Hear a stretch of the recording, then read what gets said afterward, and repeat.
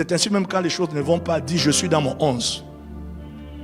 Quand tu es dans ton 11, sache que le 12 va venir. Quand tu es dans ton 11, sache que c'est le temps de transition. Ne dis pas que ça ne va pas. Vraiment, je ne sais pas. Je suis nul. Ceci. Non, dis je suis dans le 11. Et je suis dans mon moment de transition.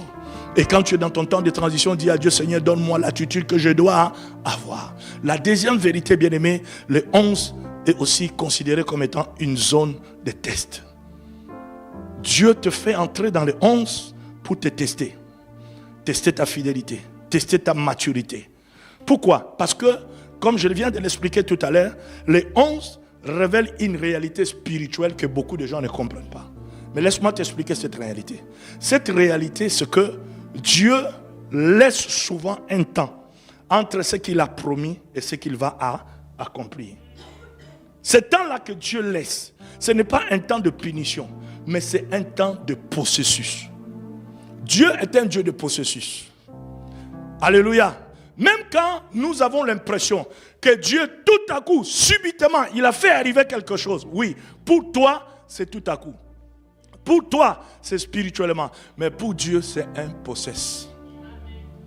Parce que si tu vois déjà dans la mathématique en calcul, la Bible dit un jour pour lui, c'est 1000 ans. Une journée a combien de heures? 24 heures. Alors tu peux calculer maintenant 24 heures, si un jour pour Dieu c'est 1000 ans. 1000 ans à combien de heures?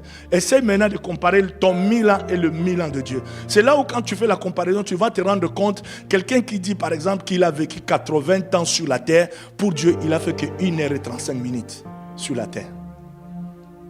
Alléluia. 1 heure et 35 minutes, quelqu'un qui meurt à 80 ans, en allant sur cette base de vérité. Donc c'est pour dire que c'est un temps de process où Dieu prend le temps de te préparer, où Dieu prend le temps de te tester en même temps.